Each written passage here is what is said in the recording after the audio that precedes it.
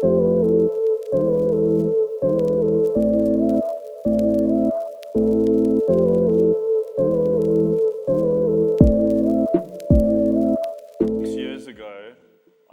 you about the urban farm, and I'm happy to report that the urban farm is alive and kicking and thriving after 6 years in South Africa. I'm going to just try and give you a little bit of an inspiration about how it got started. When you walk around an industrial area, there's this horrible smell of diesel smoke from trucks and noise and people doing things and trucks backing up. And we managed to secure an area where we started 1 meter at a time, just changing the sidewalks into special spaces that had trees. Every tree that was there, small or big, that didn't bear fruit, we changed it over. So if there was a normal tree there, we put a little apple tree next to it. And if there was something else going on there, we planted a grenadilla plant, and the grenadillas grew over our buildings. And as it went on, the bees started to come back into the area, and the noises started to change, and people started to change their behavior towards what we were doing, and people would stop and talk. And the one thing they said to me, they said, "Paulie, it's Africa." He said, "They're just going to take your stuff off the sidewalks, mate." I can honestly tell you today, our sidewalks are fully loaded. Nobody touches the food that's growing on our sidewalks. It's a mutual respect between people, and it's changed the entire environment that we work in. So much so that international companies, Synexa, a company that works around the corner from us, they analyze viruses and bacteria and things. They came to us, they gave us a 100-meter borehole that they'd installed to get their own sustainable water. They gave us all of their yards and their sidewalks, and they asked us to change over their stuff into organic farms for them and into urban farms. And that was just executed recently. They're out of London. So it's been an incredible journey. I think the thing that I love the most is, as a child, I never knew what a flower of a vegetable looked like, because you buy it from the supermarket. Carrot doesn't have a flower, leek doesn't have a flower, cabbage doesn't have a flower. We leave about 5% to grow onto flowers, and the flowers attract the bees and they reseed. So it's been an incredible journey. It's healthy and strong. It's almost 3 times the size.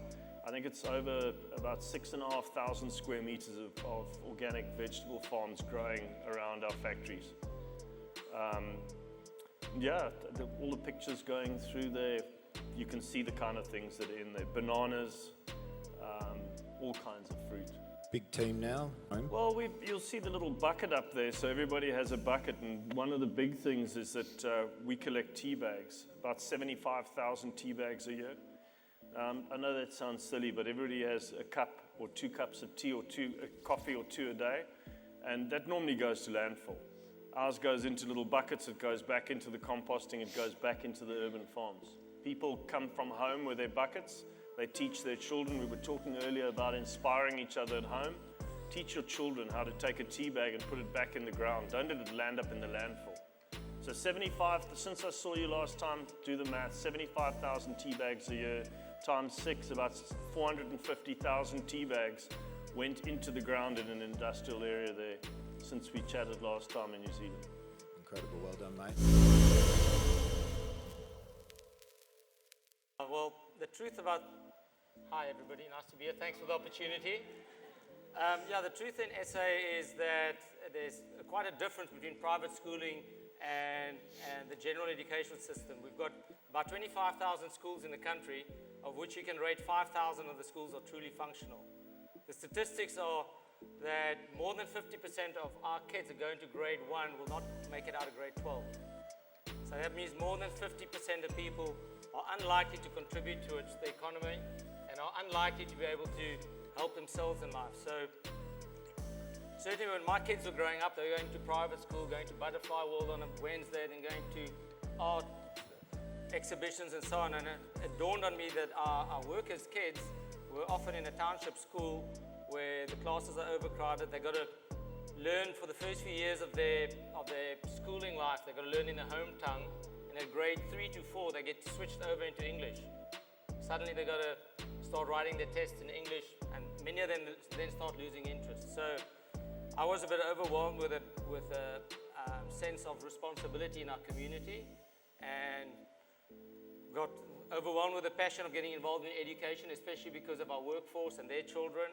So we partnered up with a program that actually identified businesses as a source to help schools, and they position a business as a partner to a school, and you do a year-long program together with the principal. You guide them on any help that they might need, whether it's IT or HR or in many cases it's nutrition, because for many of the kids, their prime meal that they get is at school. That again is where we tied in with the farm, the Rogz farm, that would supply some of the food to the school. So it's been a long journey. It's been 10 years on the go. At the moment, the program we started with, at the time there were about 80 schools in the country on this program. At the moment there's 1,600 schools that are partnered with businesses. Each one does a year program together, and after that it's up to you in which way you want to evolve. We've evolved for 10 years, and we're now supporting 4 schools in our area, so it's been a long journey. But that's kind of like our impact in our community where we operate.